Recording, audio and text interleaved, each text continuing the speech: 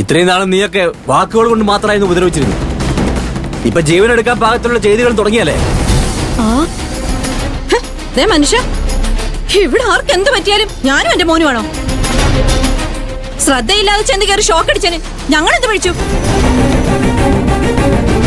ഇന്നലെ വരെ ഇതിന് ഒരു കുഴപ്പമുണ്ടായിരുന്നില്ലല്ലോ, പിന്നെ ഇന്നെങ്ങനെ ഇതിന്റെ കേബിൾ മുറിഞ്ഞു? അപ്പൊ മുറിഞ്ഞതല്ല, മുറിച്ചതാ. ഓ, മനഃപൂർവം. കല്യാണം നടക്കില്ല എന്നായപ്പോ രണ്ടിന്റെയും സ്വഭാവം മാറിയല്ലടാ. കല്യാണം നടക്കില്ലെന്ന് ആരാ പറഞ്ഞത്? ഒരാഴ്ച നീട്ടി വെച്ചു, അത്രേ ഉള്ളൂ. നീയാണോ ഇത് ചെയ്തത്? എന്ത് ചെയ്തെന്ന്?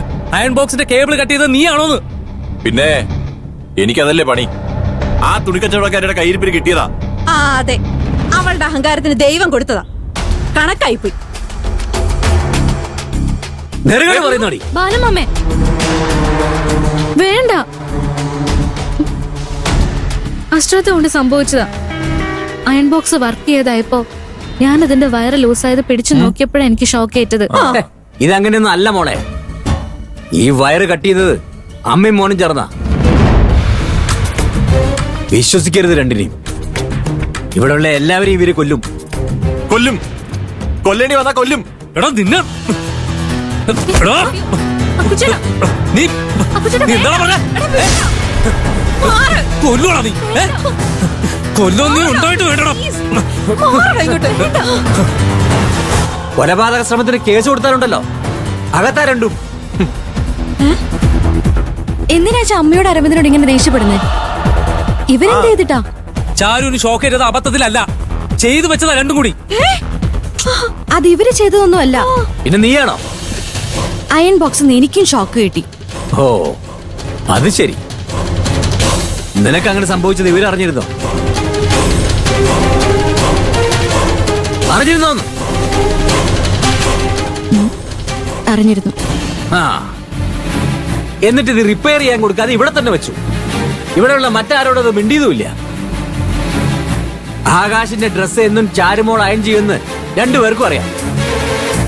അപ്പൊ ചാരുമോൾക്ക് ഷോക്ക് ഏൽക്കട്ടെന്ന് കരുതിയായിരിക്കും ഇവരിത് ആരോടും പറയായിരുന്നു.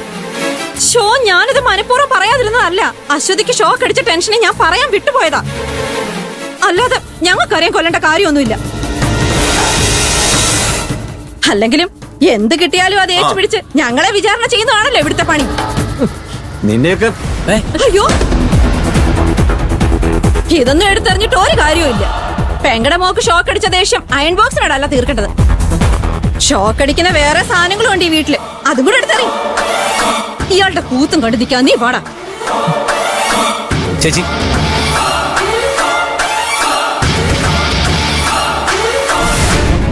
ചേച്ചിക്കെങ്കിലും പറയായിരുന്നു.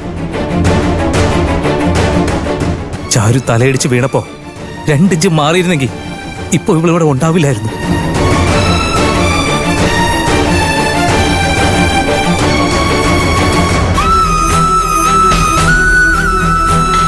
കുഞ്ഞളിയാ, അച്ചുകുട്ടിക്ക് ഷോക്ക് അടിച്ചപ്പോ ഇവള് വല്ലാണ്ട് പേടിച്ചു പോയി. അതാ ഇവള് പറയാൻ വിട്ടുപോയത്.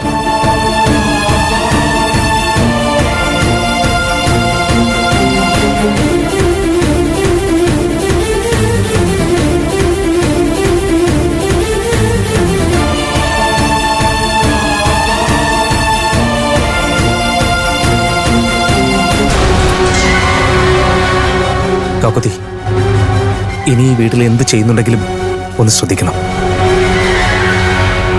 നമ്മുടെ ശത്രുക്കൾ വീടിനകത്താ.